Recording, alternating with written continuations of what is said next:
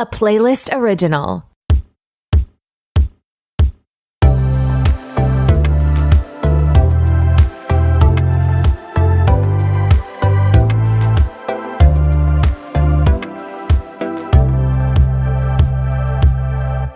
Hey, what's up? It's your host, Tori, and who is ready to be petty? Welcome back to another episode of RTBP. I'm so glad you're here. This week, I was out for coffee with friend of the pod, Mariah, and I was like, okay, you guys. And she's like, girl, it's just me. So you know that I've been recording way too many podcasts lately. I don't know what's in the water, but it's been really fun. Over on Patreon, this week I'm covering the Kim versus Kanye, the divorce documentary with Cam from What I Will Say. She watched it on Max. I watched it on Discovery Plus in Canada. Shout out to Kirsten for that password. And if you want to watch it to be caught up with us on Patreon, definitely check it out. If not, we go through like basically every fucking plot detail of both episodes. So you don't have to watch it to still enjoy the episode. This week, I want to shout out Samantha P and Meg H. Meg H told a fucking hilarious story. Like literally a story that like could be in a movie or one of those things that you're just like, oh my God, there's no way that this happened. About her experience at a spa, and it was really fucking funny. And I just want to say shout out to Meg H and Samantha P. Thank you so much for supporting my work and being an official Petty Betty. Mwah. I hope you both are having amazing weeks. I can't believe it's coming up on the 1 year anniversary of Patreon. It seems like that flew by, even though it's been a lot of work. It's been a lot of fucking work on my end. But it's been so much fun getting to know all of the patrons. If you want to support the show and if you want more exclusive content, you can join Patreon, patreon.com/RTBP podcast. It would be so nice to hit 100 patrons before the 1 year anniversary, and I feel like we're so close, and so now's a really good time to join. 2 notes for this episode. We talk about Miley releasing new music, Used to Be Young, and she released it on August 25th, obviously a few days ago. We recorded this episode on August 24th. I stated 2 reasons why August 25th is important to Miley, but I wanted to add 2 more. It is also Billy Ray's birthday. He was born August 25th, 1961. And the infamous Robin Thicke, Miley Cyrus MTV Music Awards performance was also on August 25th, 2013. So I just wanted to add those 2 points. She also in the music video is wearing a shirt with a Mickey Mouse on it, and she's wearing a red corset top over a t-shirt, which is kind of a la a specific outfit on Hannah Montana, I think, when she sings Best of Both Worlds. So lots of imagery and little Easter eggies in that. Overall, I really like that song and Single Soon by Selena Gomez. So congrats, ladies. Okay, it's time to get to today's episode. Here is my conversation with Layla. I'm back with a very special guest. Layla is here. Layla, how are you? I'm amazing. How are you? Good. Happy 1 year anniversary of your Instagram. Not your TikTok, but your Instagram account, IDK, my BFF Lay. Yes. Yeah, so I started my TikTok in March of 2021. And okay. I thought you were going to say 2020 because of I wish everything that was going on. No, I wish I did. But then in the span of that time, I had started a couple Instagrams and they just never really worked. And so finally last year I was like, I'm going to do this. I did it a completely different way than I did any of my other accounts. And this one has been super successful. So I'm really happy with it. Instagram is definitely my more day-to-day thoughts and takes and news. And TikTok I use more so for the occasional deep dive for longer form content. TikTok is my Yeah. long form content. Yeah, literally. And I can't say things in 1 minute. Like I just fucking can't. I know. What are you covering over on your Insta as of late? What should the listeners check out? Instagram is really changing day to day. I really like my feed to be like aesthetic, It's as the very kids say. aesthetic. And I like to do like cute, like it's like pop culture meets Pinterest, like cute pictures of celebrities. I kind of do memes sometimes. I do like a monthly recap. So like I'll pick like 9 of the biggest events or like fun pictures or iconic things that stuck out and then do like a month, like a recap for every month and do like a carousel. Mm-hmm. And I don't post every day, but like when I do, I like want it to look good. Yeah, and it does. I feel like you have a nostalgia for like the 2000s specifically. How old are you in the 2000s? I'm born in 94. So Okay. yeah, I Okay. was around. I Yeah. feel like I'm much more Yeah. of like a 2000, like I have more memories from the 2000s than the 90s because I was Yeah. so Me young, too. but yeah, for Yeah. sure. Yeah. Okay, sick. Okay, for some reason I was like, I feel like she's like super young, and I was like, is she just living vicariously now, Oh my God, or does no. she truly have this, love for like 2000s pop culture? But I love that for you because I feel the same way. Thank you, honestly, for saying that. I turned 29 this summer, so it's a Mm-hmm. huge compliment that you think I'm so Yeah. young. Literally. Yeah, I but it's love funny you that. said that. I just feel I like I was look I'm good I was planning on doing this whole like Kim Cattrall, Sarah Jessica Parker thing on my About TikTok. their feud. Yes, I like want to bring that back and do a deep dive into it because Kim is on And Just Like That this week. So I thought it was very Mm-hmm. timely. And then I was looking at these old pictures of them from the red carpet, from like whatever, just of like Sarah and Matthew Broderick. And I was like, God, like they just look so cool. Like I just like love that imagery. I love the fashion and the style and obviously the like photography of like the cameras themselves and how like Mm-hmm. grainy they are. And I think as a aesthetic, it's like very much what I'm into. Yeah, 100%. I was just thinking about Sarah Jessica Parker too because I just watched the finale of And Just Like That. And there's something about her that is just so effortlessly chic that it's like a gene or something that I just like don't have. That like even when she's wearing stuff that's like truly fuggo because like they have dressed her in some like zany outfits this season, she just carries it so well. I don't know what that is, but she had it in the 90s too. Like all those red carpet pictures, all of those women in the show, they just look so chic.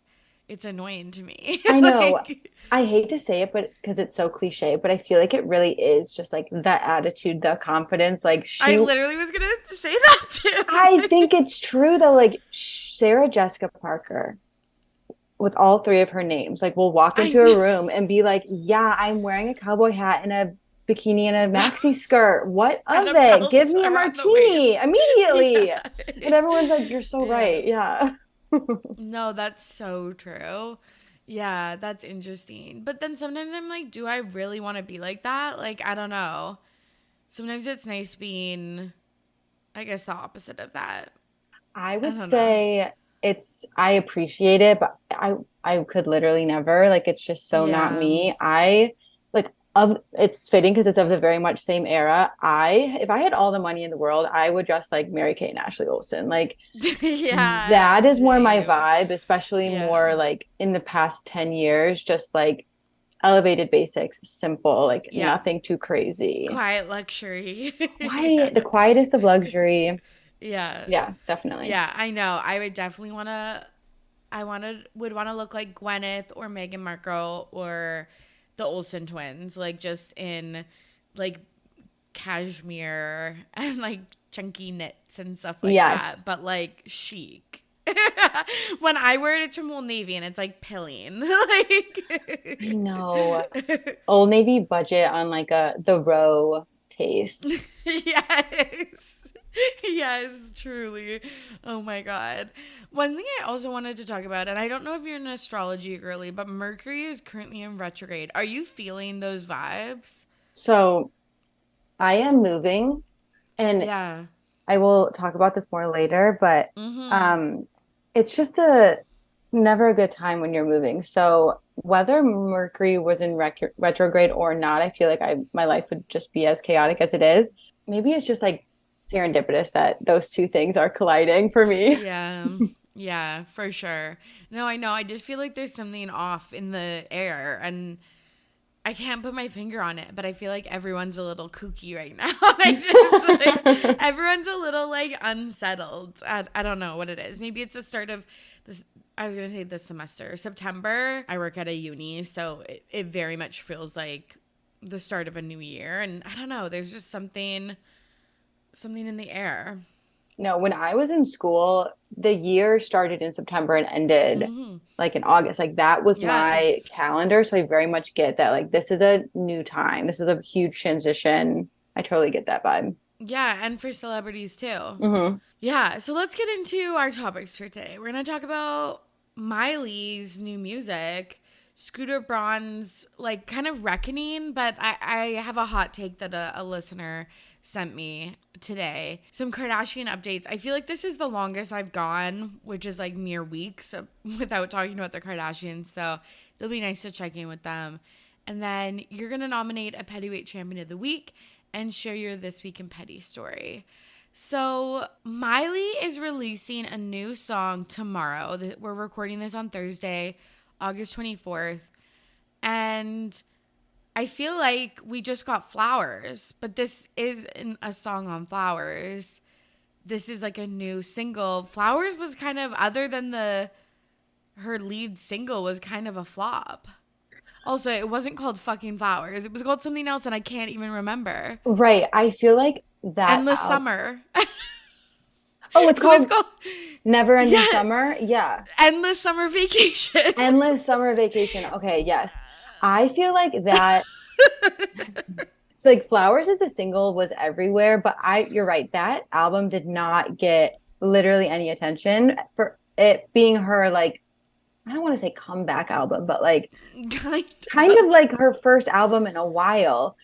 But maybe that this was always her plan to kind of have like these two adjacent musical projects that like would kind of go in tandem and then go on this huge tour and like wait, but no. She this went totally under the radar, but did you see she made this post basically being like I don't want to do a stadium tour. I'm over it. I don't want to live my life on a tour bus or on planes. I don't want to get ready in locker rooms. And people got kind of mad because she seemed like, oh, I'm too good for it. I don't need the money kind of thing. When really it would be an experience for her fans, of course.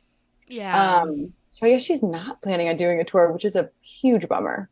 totally. But I don't blame her. Like, just because you're a musician doesn't mean you're built for stadium tours. I think we've learned a lot about that with like Justin Bieber and stuff like that. So you're totally right. It sucks as fans that of like people that want to experience her music in that way. But like, I also totally get it. Like, everything I've seen from tour documentaries and stuff like that, or like behind the scenes footage seems fucking awful. Just like no sleep. No sleep, another bus, another bus, another whatever that Lady Gaga sound is or whatever. Like that's actually what it feels like, and I wouldn't want to do that too. Like it just seems like the highs and lows are so vast. Like it's like the high of performing in front of so many people apparently is like taking drugs. Like you just get such a high that you like can't sleep, and then you'd probably be sleeping the whole next day on like a crunchy bus. Like I don't know. I'm kind of with her on that. But I don't know what her game plan is though, cuz she's not like been in any movies or anything lately. And yeah, she's making music, but I don't know how well it's doing. I don't know either. I actually liked a couple of her songs on her last album a lot. Like they made it migrated over to like my playlist that I play. So I just Yeah. feel like the marketing wasn't there. Like it wasn't on Right. TikTok. Like it wasn't getting shoved down our throats, which maybe was purposeful, but it's very kind of forgettable. Yeah, that's true. I know the only song outside of Flowers I feel like I listen to is like Rose Colored Glasses. Hmm. I feel like that's the only one. And I don't know, that just seems so surprising for someone who is such a powerhouse like Miley Cyrus. But her new song, again, comes out tomorrow. She wrote it allegedly 2 years ago. She said, I decided to release Used to Be Young on August 25th because this particular date historically has been important to me personally in my career. So on August 25th in 2010, Miley and her ex-husband Liam Hemsworth broke up for the first time. And then they ended up, getting back together and they were on and off for many years, and then, got married and then divorced in January 2020. And then on August 25th in 2013, she released Wrecking Ball, which was also maybe about Liam. So this is interesting that she's like specifically choosing this date to release this song. Okay, now that we're talking about it, I feel like it's Used to Be Young is going to be about how when she was younger, she was like obviously had her party phase and was more into that than she is now. And that like made sense with Liam because I feel like he was like really big into partying. And so when they were in the same place, they were good. They got along. They liked to do the same things, like to go out. But then when she got older, she was getting out of that phase and he stayed in that phase. And so maybe it's going to be like, oh, I used to be young. Like I used to do all these things with you when I was young. It's kind of crazy that she's saying used to be young when she's like literally 30 or 31. But come on, girly. give us a break. But that is the vibe I'm getting from this. Yeah, 100%. It's interesting also because all the blind items say that Liam Hemsworth is actually the party animal and Miley was a lot more tame. But when she was with him, they would go out and about and stuff. And so I wonder if this is kind of giving us more of an insight to that it's like, okay, you guys blame me for being like crazy, but like really it was like the company I was keeping. I was just young. Yeah, she was young and in love and like doing what young and in love people do. Like, I don't think anyone can blame her for that. Totally, 100%. So some of the lyrics that have been released, because she released like an Instagram. I feel like she's really pushing this single hard now. Like maybe she learned from her January album, but she posted some lyrics on her Instagram and some of them are interesting. She wrote, me plus who you say I was yesterday have gone our separate ways. So I'm assuming she's either talking about her when she was like a Disney Channel kid or maybe when she was a wild child. Mm-hmm. So I'm interested to see more about that. And then there's also, I know I used to be crazy. I know I used to be fun. You say I used to be wild. I say I used to be young. Interesting. Very.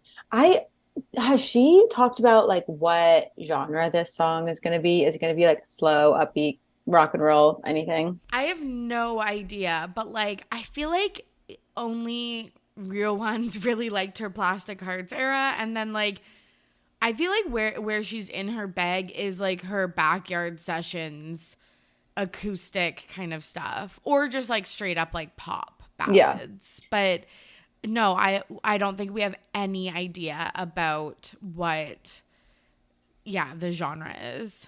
This will be interesting. I feel like she is just like, yeah, she wrote this 2 years ago. I guess that's what's interesting. It's like, why are you releasing it now? Why didn't it make the endless summer vacation cut? And why, like, are you coming out with 2 more singles and then another album? Or are you just having fun? Yeah, I have no idea. Maybe she thought it was too personal for that album, but maybe she's like, oh, I have to get personal to like get any traction. I don't know. I have no idea. I don't know. I like love Miley, so I'll be listening, but me too. I saw her live at Lollapalooza a couple of years ago, and she's just like, she's a professional. Like, she's so good. I know, she's so dynamic. Like, the stage is definitely like where she belongs, but I understand performing at, yeah, like some music festivals and stuff like that is way different than like going on like a 2-year stadium tour a la Taylor and Harry. But there's also rumors that she's going to be doing the Super Bowl, which I think would be great. Oh my God. Yeah. I mean, Yeah. obviously I would love that. Yeah. I think just a lot of people like Party in the USA, I feel like bridges a gap between like Hannah Montana, like Miley stands and just like the general American population. So I feel like she would be a good fit. Yeah. That would be wild. Yeah, I think it would be really, I would really enjoy that. She's also releasing this song on the same day as Selena Gomez's new single Soon. It was really cute because I feel like most people, maybe if it was different people than Miley and Selena, but like would be upset that like their direct competitor is releasing music on the same day, but they both posted some Hannah Montana references of them being their characters and like they're being like cheeky to one another and supporting one another, which was very, very cute. Selena's song is allegedly like maybe making reference to Sex in the City because in some graphics there's the post-it note, like the I'm sorry, I can't do this, whatever the fuck that post-it note said. And then like there's also been like leaked audio of a voice note that or a voicemail that she received from her little sister Gracie that is like, Selena, like don't, like you don't need to care about like loser boys or like something like that. So I'm just very curious about, I don't know, I'm excited for tomorrow to roll around. I'm so excited, and I think it's extremely smart of them to play off of each other and bring up the nostalgia of the Hannah Montana era and their Disney days. When two songs come out on the same day, it's not like when two movies come out on the same day. Yeah. Like, you're probably Yeah. going to only go to the theater once that weekend, but you can listen to two songs. So Yeah, true. Like, yeah. Yeah. I think them promoting each other's is also promoting their own, because now everyone's talking about how they posted the thing and they're reminiscing about their Disney days. So Yeah, it was very cute. And then you linked me a Instagram story that Miley Cyrus posted on June 30th, 2023, of a picture of Selena Gomez in like kind of like a bralette lying down with like a tan. And her caption was at Dolce Glow tan before I tan. And Miley just reposted it. like, it was a dual brand deal. I don't understand the dynamics. I'm just like picturing Dolce Glow PR rep talking to Miley's PR rep, talking to Selena's PR rep, being like, okay, so Selena's going to post, by the way, an in feed picture for Dolce Yes. Glow tan. Yes, And a then, post feed.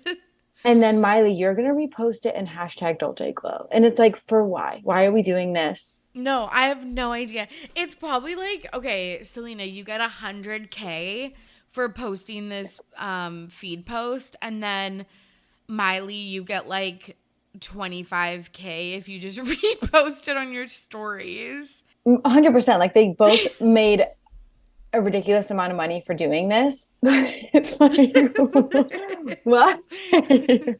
It's literally so fucking weird. And also, it's like, I want people to know that if a brand asked me to repost any Instagram post for upward, like honestly, something over like $10 at this point, like I'll put it up there.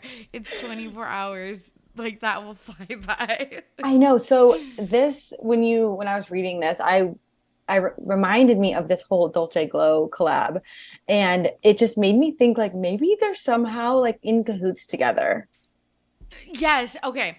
That was my second thought when you shared this, is that maybe they've been actually planning this for way longer than we realize. And the like fucking gifs or like clips that Selena posted real quick of the Hannah Montana episode of like just the funniest bit of her being like, you can't sing to Miley was all planned, which is way better PR than like what the girlies have been doing lately. So I know. Well, Selena has been literally teasing new music since the beginning of the year. And I know because I made such a big deal about it. I made this whole TikTok about how she was releasing new music and here are all the reasons why and all the things she's been doing.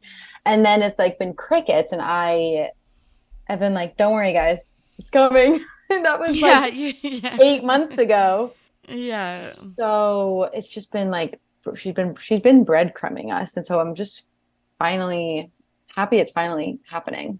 Totally. Because so her last album was, well, she released her last full album was Rare, right, in 2020. And then she released a few EPs since then. And then is this SG8 that she's teasing? Okay, so it's kind of up for debate because this is her third album with this new record label that she signed to. And so some people think she's not counting her like Disney albums when she was with like when it was like Selena Gomez and The Scene. Yeah. But I think if you count everything, it might be like 6 or 7 albums. Yeah, okay, that makes sense. Also bring back And The Scene. That was so iconic, actually. Like it had no business being that funny, but also good. Yeah. Yeah. Oh my God, I love that music. Yeah, so I guess we'll see. I'll be downloading both, supporting both these queens, and like, yeah, I think it's smart because Selena Gomez has had some kind of hits, like some of her collabs with other artists have been good, but yeah, it's weird how Miley and Selena both like triple threats, but also usually like power hitters in this area just can't like snatch the number one spot. I guess Flowers was a hit, but like not in a way that had any like longevity. Like I know this the song had longevity on the charts, but like the album just like, did they even release a second single? Like I don't even know. Honestly, I don't. That's such a good point. I don't think they did. Which is just so embarrassing remembering she had all those posters around like New York and stuff, and then like, yeah, oh my God. It's very interesting because obviously they had like a very similar trajectory of their career and they're around the same age, and it's very telling that they're both kind of in this place where they're passionate about making music, but they're just like not in the rat race anymore. Yeah, that's so true. They're not like the Olivia Rodrigos and Taylor Swifts and stuff. Yeah, Taylor is like, putting it into perspective, like she is a different animal for her longevity and what she's put into everything, and just like that's like a whole other conversation. But yeah. Totally. Just even like how Cruel Summer was released fucking 4 years ago, and then she re-released it as a single and it hit number one. Like, where is that for some of Selena's music? Like, the Swifties are on a different planet. Like plane. I know. No, like there is no other fan like them. I know. But like Selena's so close with Taylor. So I'm just like, why can't they seemingly lock it up? Like it's so, and I think Miley's like on good terms with her. So we will see. We will see. I'm very excited for new music. Me too. Okay, let's move on to Scooter Braun. So I have covered this extensively, I feel like, on episode 150 and then on my latest Patreon episode. But there are more updates, which is starting to get annoying at this point because it's like every time I sit down to like write out some news stories to cover, it's like, oh, and there's 6 other like headlines about fucking Scooter Braun. But just last night, so that would be Wednesday night, there was more articles that Justin has officially left Scooter. So like it was like, oh, he left him. Oh, no, he didn't. And now he has. So I'm guessing that is like fully confirmed. And then Idina Menzel also left. She was like, I'm not staying on this sinking ship. And then NT from Crazy Days and Nights wrote a blind item. I won't read the blind, but basically it just said Ariana left and it was a long time coming. Demi got let go because she wasn't making him any money. What do you think about all of the Scooter Braun drama? Like, do you think that people are jumping ship because there is like going to be a scandal that's going to break? Or do you think that because Scooter Braun has been putting his like time and energy into his K-pop music label Hybe, that like they're just like, oh, I'm going to find someone who, because again, Demi, Ariana, kind of in their flop eras, Justin, career-wise. So like, I'm like, maybe they just want to move on to someone that will give more energy and time to them. Truthfully, I feel like it has much more to do with his business Hybe than any drama going on with these artists and their personal relationship. Because yeah, it's like Ariana Grande is in Wicked and Justin Bieber is basically Hailey Bieber's husband at this point. Like he's doing actually like nothing across the board, which is fine. Like, yeah, take breaks for sure. But I just feel like there's actually nothing for Scooter to even really manage anymore. The weird thing is that it's all dropping like this week out of nowhere, seemingly. Yeah. That's what's kind of weird to me. And then also had no idea Idina Menzel was managed by him. Like literally me neither. One of these things is not like the other. Yes. Okay, but seriously though, because I had looked up, like did some research for episode 150, no mention. Like all the articles that I read mentioned Dan and Shay and Tori Kelly and Ashley Graham and like stuff like that. No fucking mention of Idina. And then I see, I really want to call her Adele Dazeem, like every single time I say her name. And then all of a sudden last night when I was reading about more official reports on Justin Bieber, it was like, oh, by the way, also Idina Menzel left him. I know. I feel like I've just seen a new headline every day. And then it's like, oh, never mind.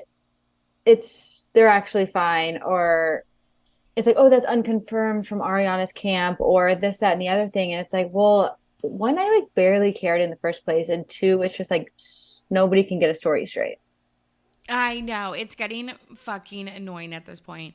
Also, he's like chilling in Iceland. So while we're melting down, he seems to just be like enjoying life, which is infuriating. Like, agreed. And the fact that he's like tweeting and making self-deprecating jokes, I'm like, save it. Like literally nobody asked to hear from you.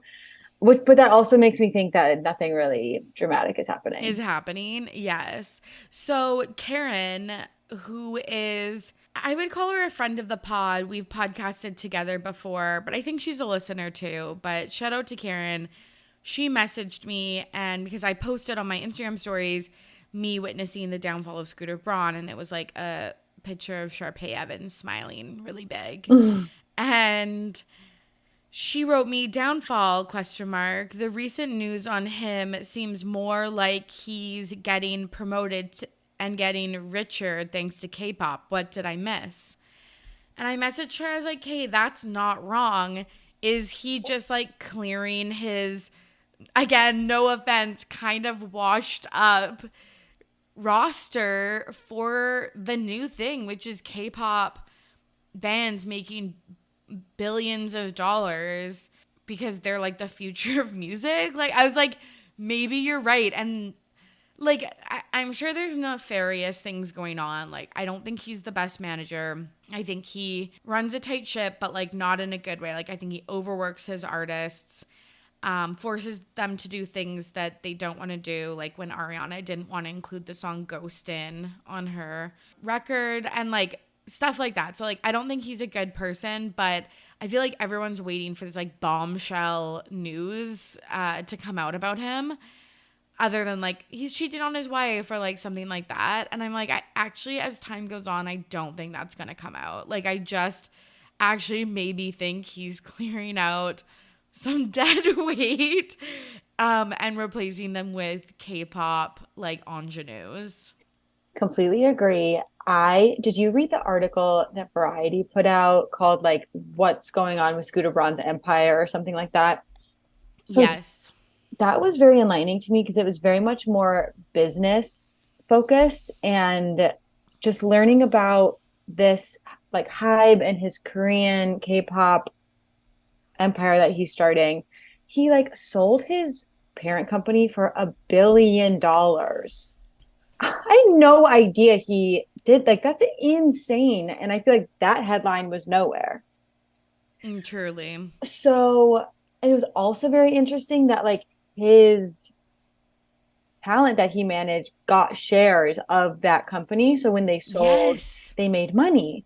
And that Yes. was fascinating. And it was like an artist that he signed 4 months ago got the same amount of money as Demi Lovato, who he managed for like years. And like Justin and Ariana were the top two. But that was all just very interesting numbers. If you like business side of things, it's a very interesting read. But I feel like that was very illuminating to probably the more realistic side of this, that he is completely focusing where the money is, which is in this K-pop empire that he's building. Totally. Emps, who was my guest on Patreon this week, and then I listened to Beyond the Blinds earlier today. They were both saying the phrase like they go where the money goes, or like follow the money, or like whatever. And I think that this is as juicy and salacious as we want it to be. I really just think that he is moving on. Maybe his reputation is so sullied from all of the Taylor Swift stuff in the US that he's like, nowhere I can like make the next buck is Korea and K-pop.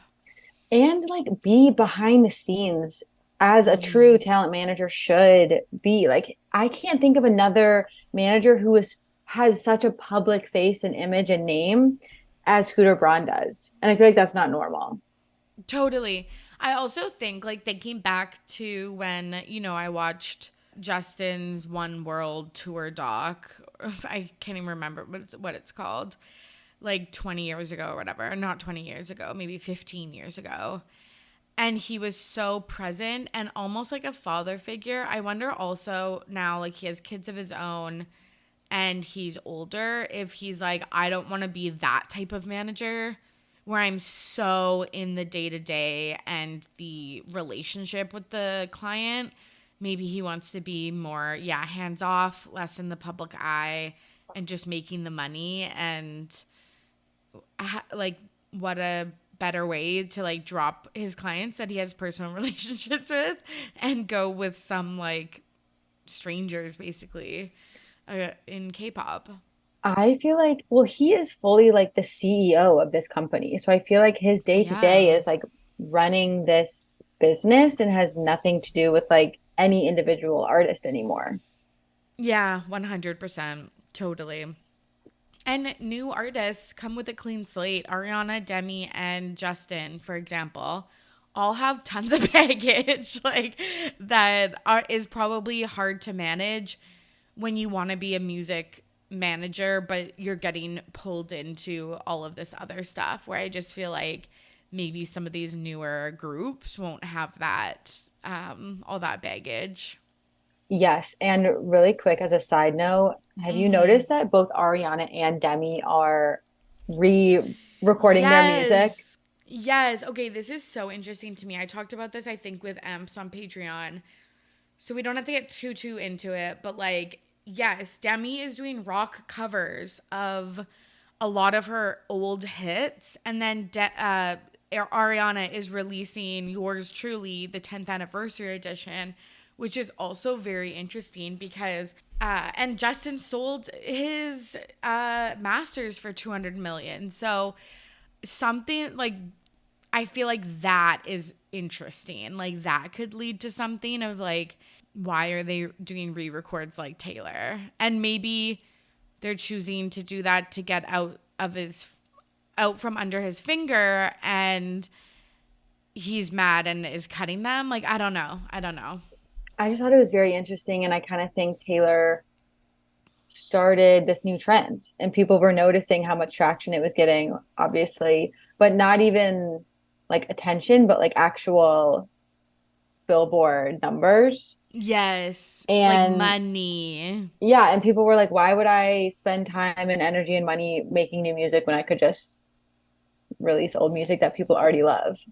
Totally. Because also Taylor not only has capitalized on it for her stadium tour, playing all of the albums, but all of the fucking merch and shit for every single, like, Speak Now, Red, and now 1989. Like, and a lot of it is new material, but old concepts that she's just recreating. So it's like the simplicity is so there. Mm-hmm.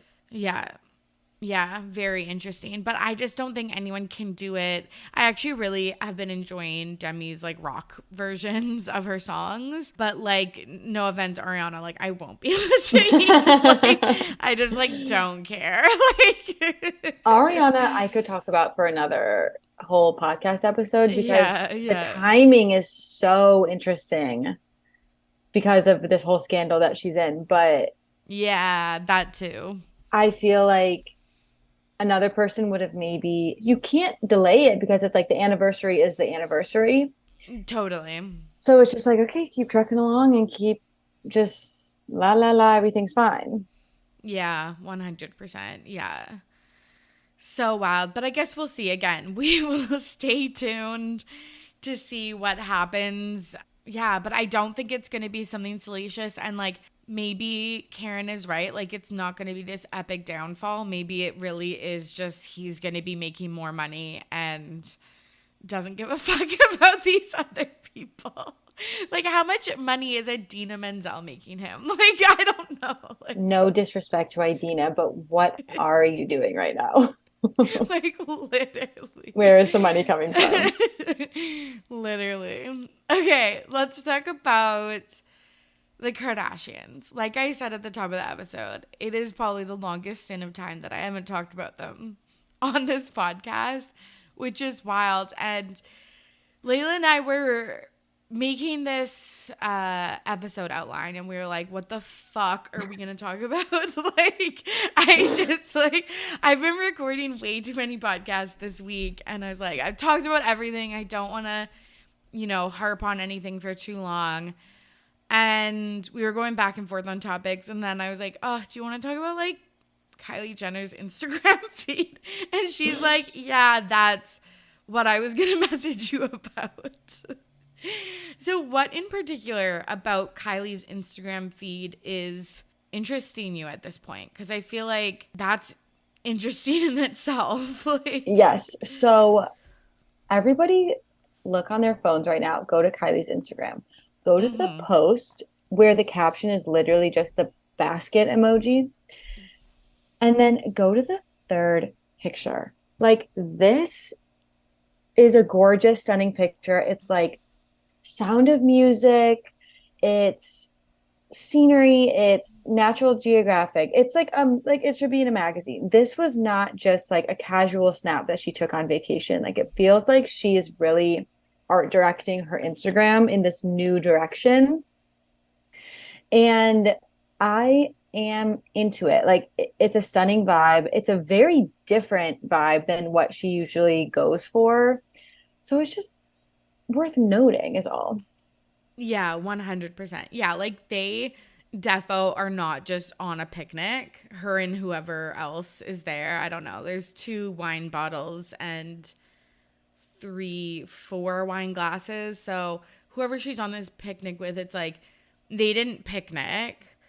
They just set up this photo shoot because it's like literally whole pieces of fruit. Yes. There's one with like a huge bite taken out of it.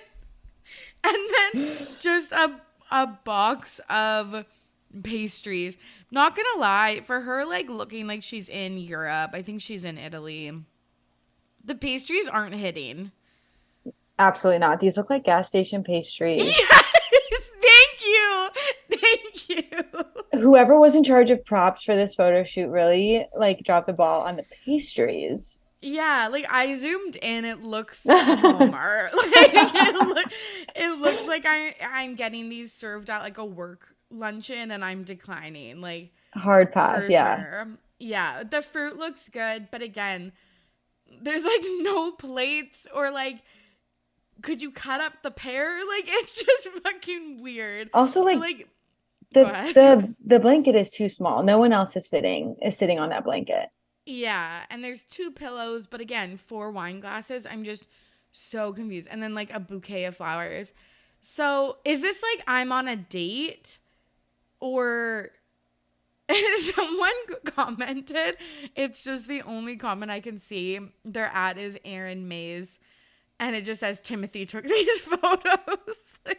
No, every time she posts a picture, I'm like, maybe Timothy took that.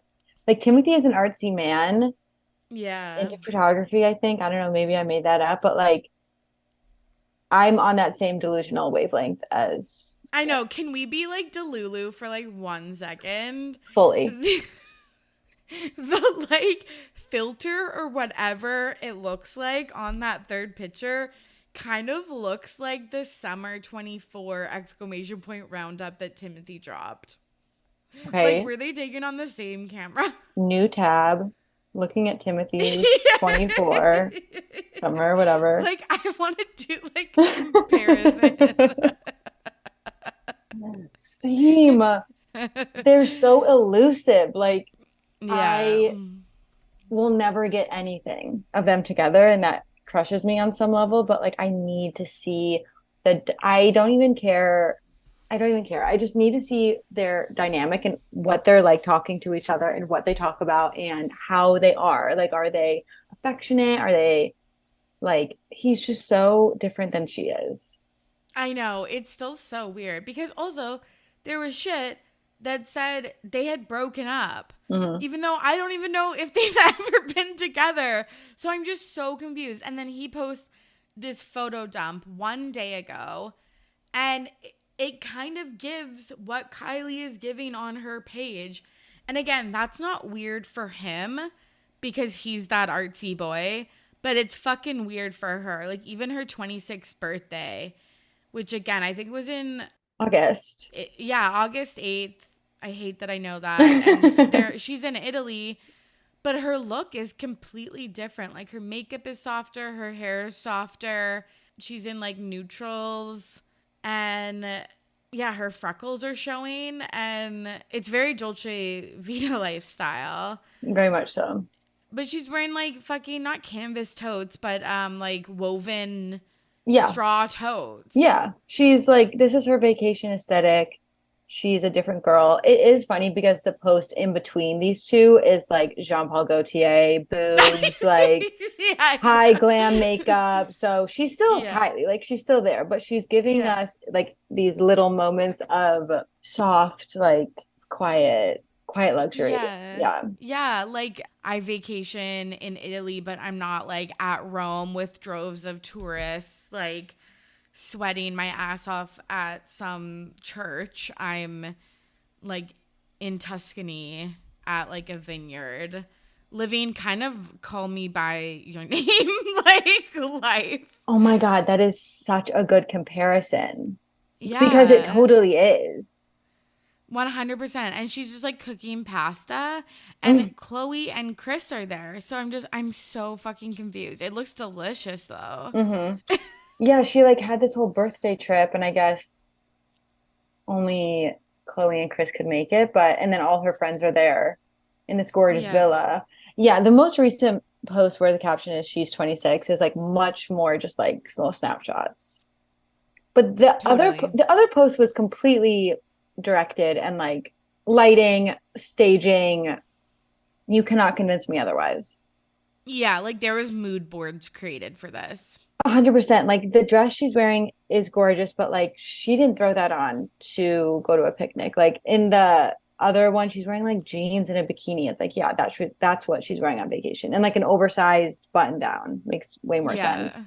But this like tunicky shirt and baggy jeans, like it's just so weird. So I'm like, maybe she is dating Timothy. I am nuts. I am really fucking nuts. Like, how are these pictures convincing me of that?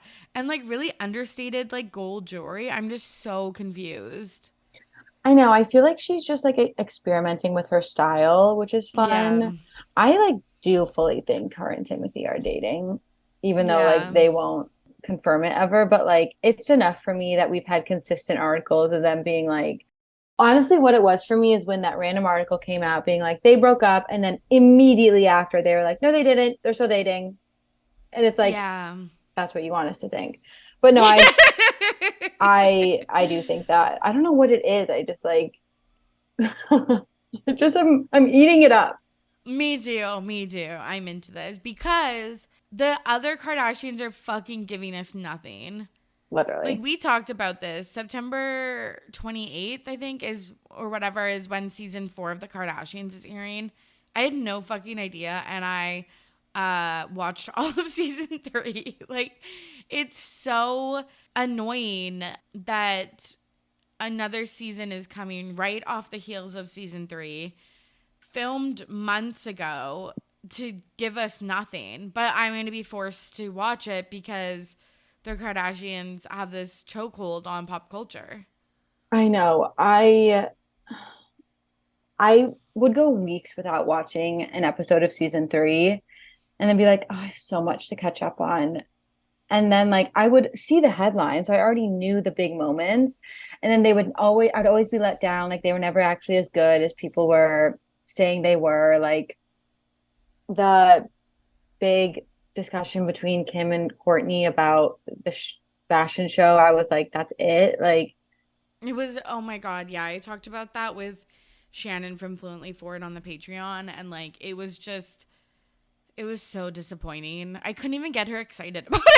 Like, it was so disappointing. The best part, I will say, of season 3, I'm going to shout out another podcast, but it's on the Polyester podcast feed, but it's called Dispatches from the Kardashian Simulacrum. It's hosted by Kardashian Colloquium, MJ Corey, and her sister Marie.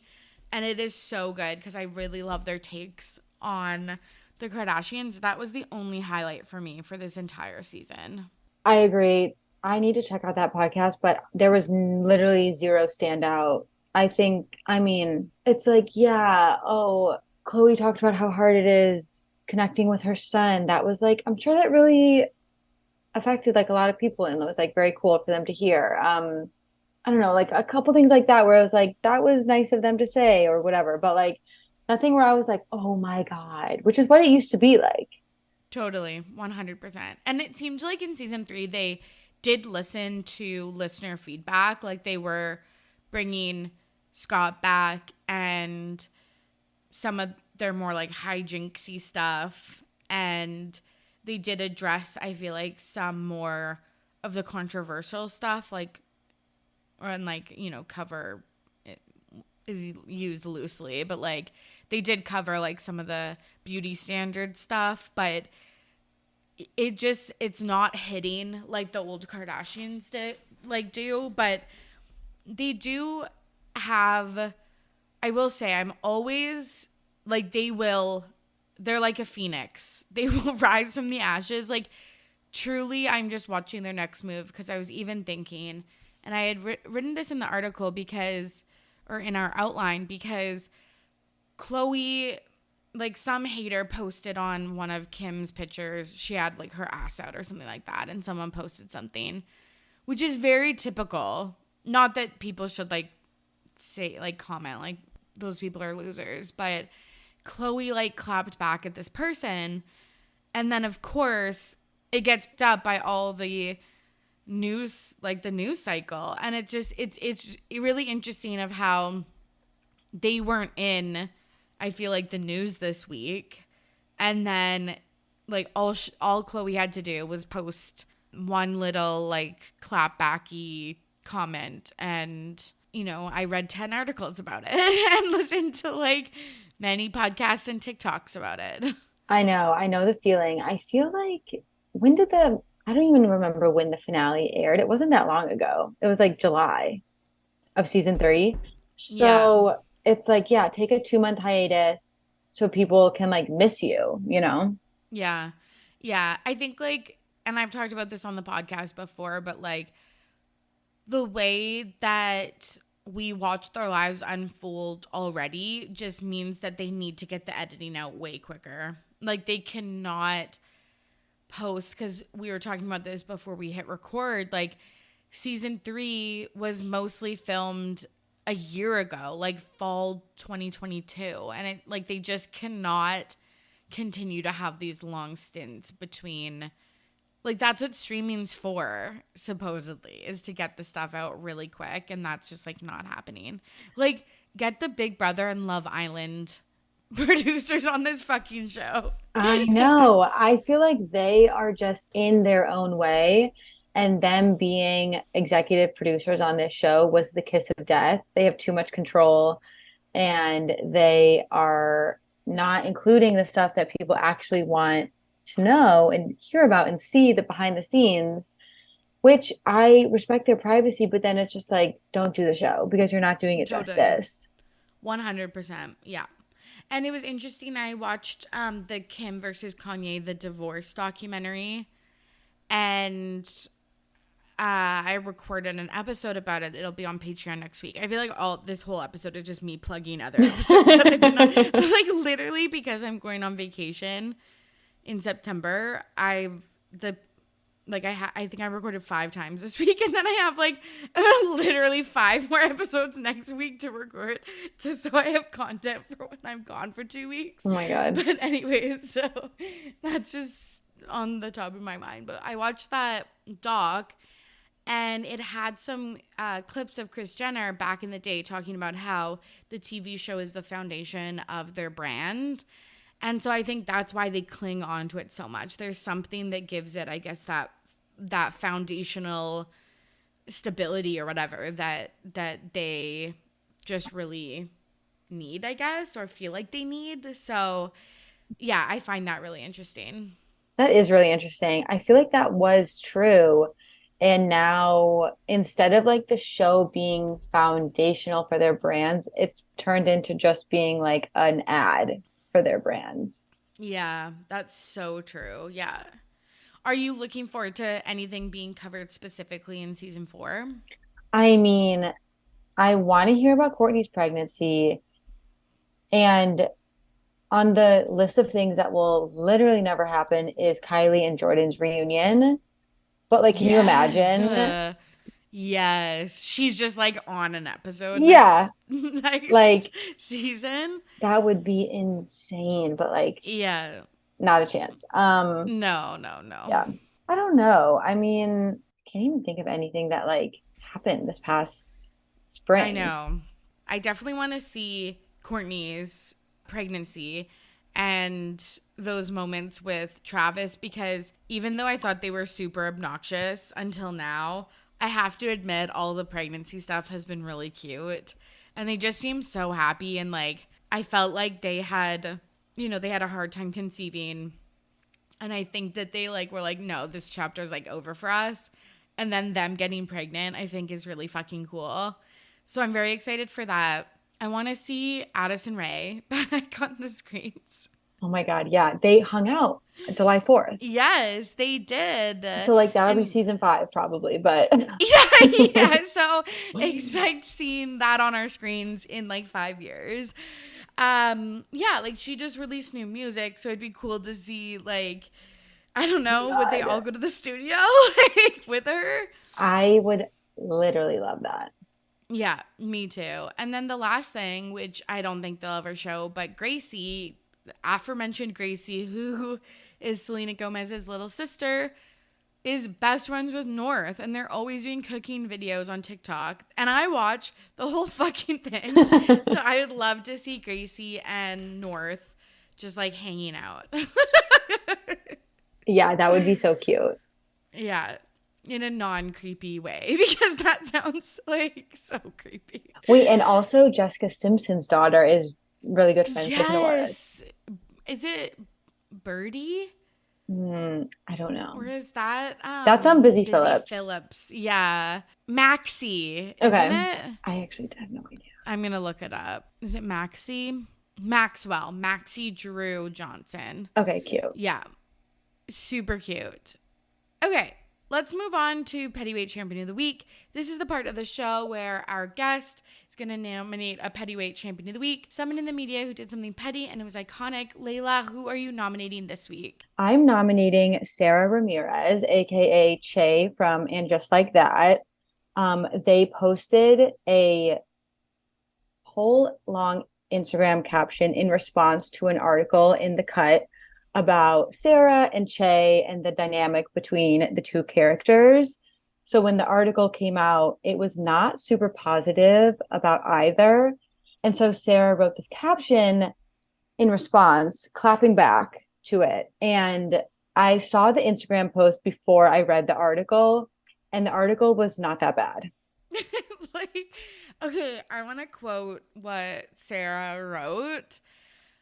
Been thinking long and hard about how to respond to the Hack Jobs article written by a white Gen Z non-binary person who asked me serious questions but expected a comedic response, I guess. So what was the genesis, the criticism in the article of Che's character? Basically, they were saying that Che was not a good representation of the queer community Yeah. and that they were kind of just not funny, kind of abrasive, like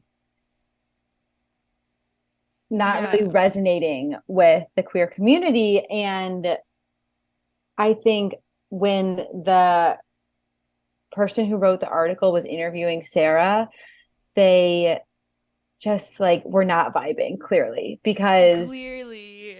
it was kind of awkward. And I don't know if Sarah was trying to come off a certain way and it ended up really backfiring, but it was kind of, I mean, they like point out in the caption that it was written by a white Gen Z non-binary person. And I really think like they were taking a dig at the writer being Gen Z, which I don't really get. Yeah, I know. I feel like that's like so many people's responses to Gen Z nowadays. It's like you either revere them for being like bold and progressive, or you think they're like literal dumb fucking babies that are like entitled to shit. Like it's never in the middle. I'm reading more about this, and yeah, the author Brock Collier acknowledges eye rolling from the mostly younger queer people I know who found the character a hyperbolized, hyper cringe representation of non-binary identity. Like, is that wrong? I feel like everybody has been saying that. Like any like genderqueer person has been saying, even in the fucking show, when I don't know if you watched this episode, but when Che does the test screening of Che Pasa, their TV show, there's a person that identifies as non-binary or genderqueer, and they're from Brooklyn, and they're like, this isn't like the whole story of like people that have this identity. And it is interesting also because I think the part that I do agree with Sarah Ramirez as is like, I didn't write this. Like, this is fucking Michael Patrick King that writes this. It's not me that is like writing this like verbatim. So, because I don't think any of it is with Sarah's acting. I think it's mostly with some of like the corny lines and stuff like that. And Sex and the City and Just Like That are corny TV shows. And really also I feel like very stereotypical. Like it's like Sam is the like sexually open one.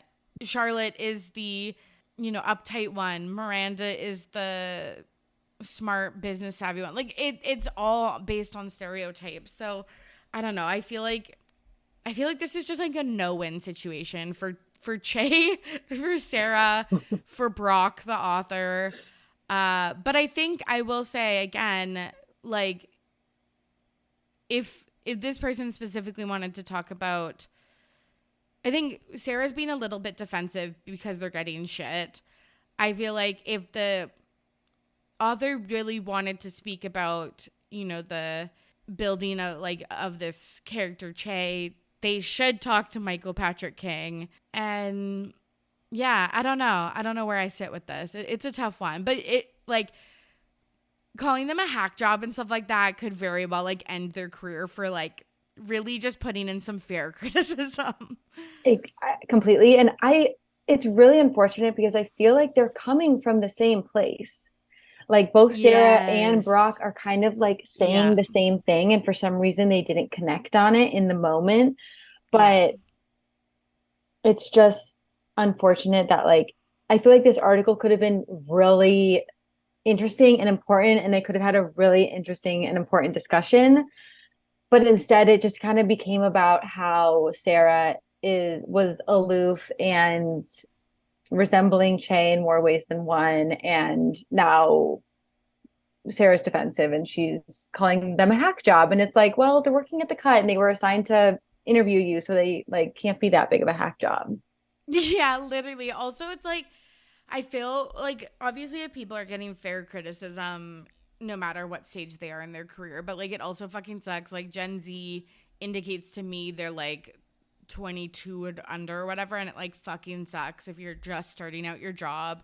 Maybe this is one of their first couple articles or whatever, or the biggest get they've got with Sarah Ramirez on a fucking hit Max show, and then getting a feed post about it is fucking brutal. God, just how my stomach would drop if I interviewed anybody of that upper echelon actor and then get absolutely shit on social media by them. I would just lose my mind. I know. I also feel using Gen Z as an insult is so lazy. Okay, so this person is younger than you. It's just giving crotchety old person. I know. Stodgy, I know. Right, this person is just starting out in their career. They made choices that you don't agree with, clearly, but I just feel I wish they were the bigger person. Yeah, totally. Yeah, I definitely think they could have. It's you could have sent them an email or something like that. It's completely. Yeah, for sure. Yeah, okay, this is interesting too. I'm reading another article about it, and it says Kristen Davis, who plays Charlotte, also said a few friendly reminders suggesting when a cis man is in charge and has ultimate control of dialogue actors say, and you have a valid problem with it, perhaps you should be interviewing him. That's kind of tea. I feel everyone that works on the show is in agreement that the writing kind of sucks. It's cheesy. It's cheesy and corny, but it's Sex and the City was also kind of cheesy, but in a less cringy way. Yeah. And so I feel they all just want to keep their job so they can't badmouth anyone in particular. 100%. But it's everyone fucking look at the other shows that Michael Patrick King works on. Fucking Emily in Paris. Isn't it? No, that's Darren Star. I don't even know, I guess. But look at the 20-year history of these cheeseball shows. We're not getting mind-breaking. So Michael Patrick King is the director. Darren Star is the creator. Yep. Well, I don't know. Get some new writers in the writing room. Michael Patrick King worked on the Sex and the City movies. Mm-hmm. What the fuck do you expect? Also, the thing that stuck out to me in their caption was that this guy has complete control of dialogue. Isn't that kind of unusual? Yeah, 100%. And it's also kind of sus too, because I feel Carrie Bradshaw or Sarah Jessica Parker was I'm not coming back unless I have a high level of control of what happens with Carrie. So something sus. But they got extended for a third season, so we'll get more of all of these characters. I've seen it 2 times, but I've seen all of 2 times random people on TikTok being And Just Like That is so bad, and I'm obsessed with it, and I need to watch it every single week forever. Like there's just something Yes. about it that like people love while still recognizing that it's like the cringiest show on TV.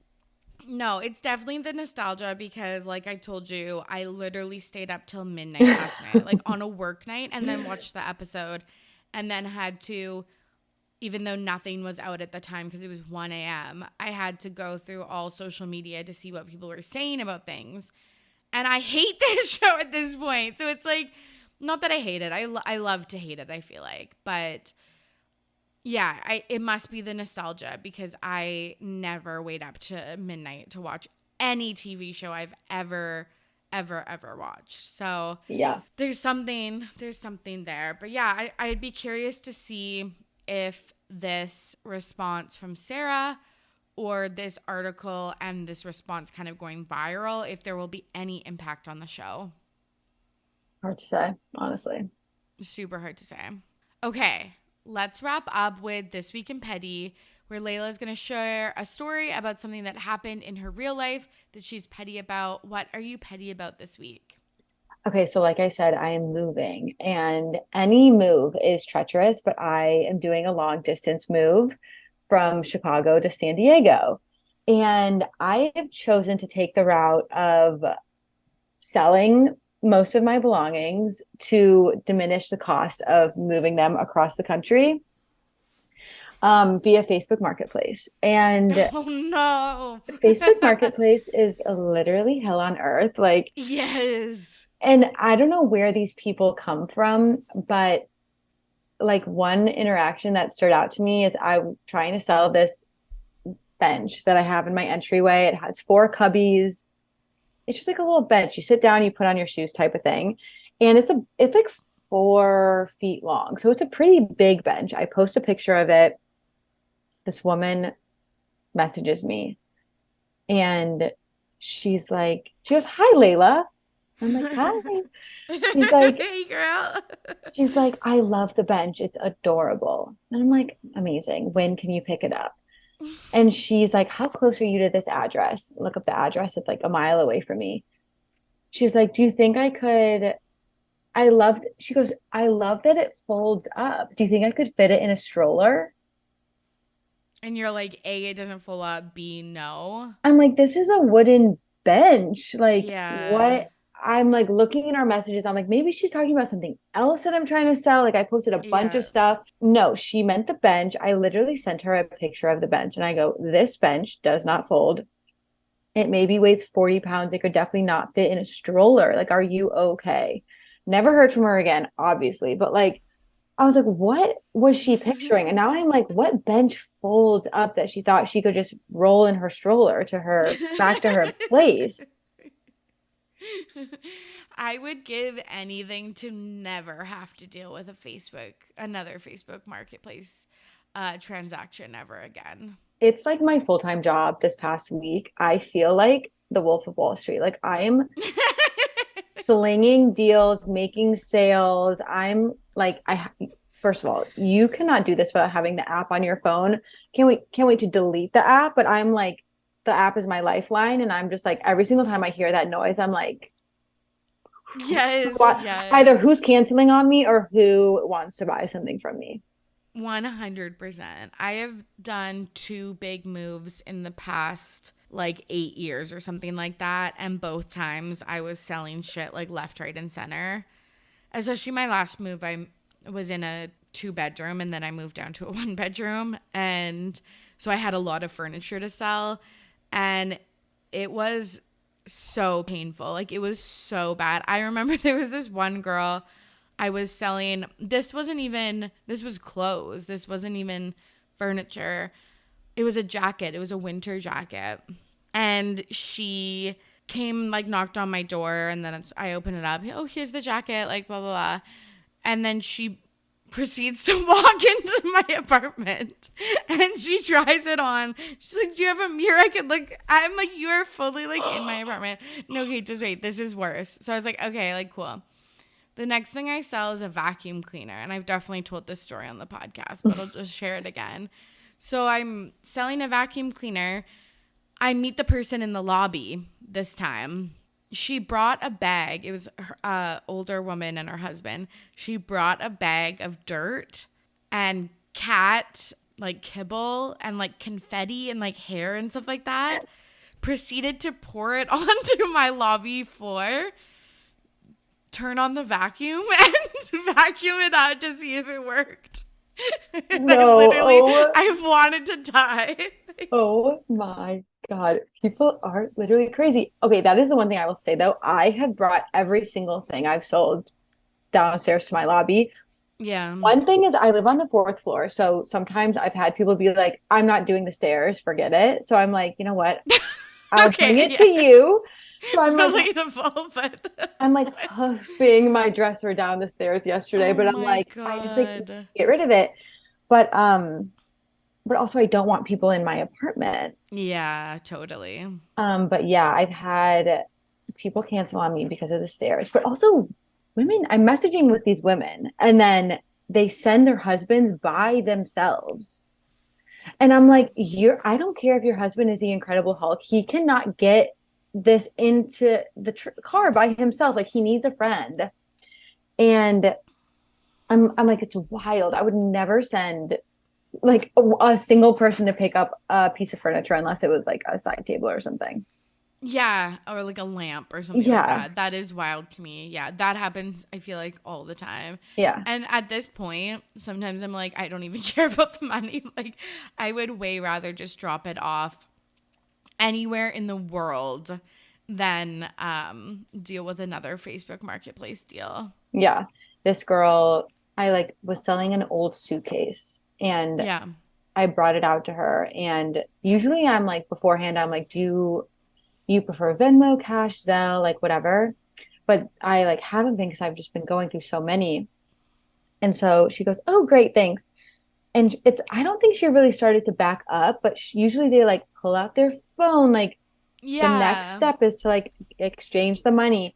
And she wasn't doing that. So I just go, is Venmo okay? And she goes, she's like, oh, yeah, I mean, yeah. How much? And I'm like, were you just trying to walk away? And like, by the way, it was $30. Like, I am pricing these babies to sell. And so I was just like, you're insane. Just Venmo me and walk away. Take my suitcase. Thank you. Have a good one. Yeah. Oh my God. That's so funny. Yeah. That's such a nightmare.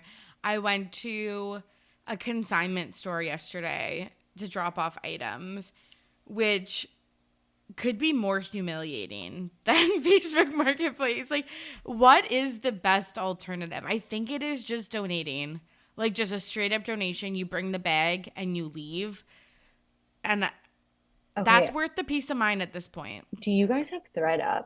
Have you heard of it? Maybe. Is it like Poshmark?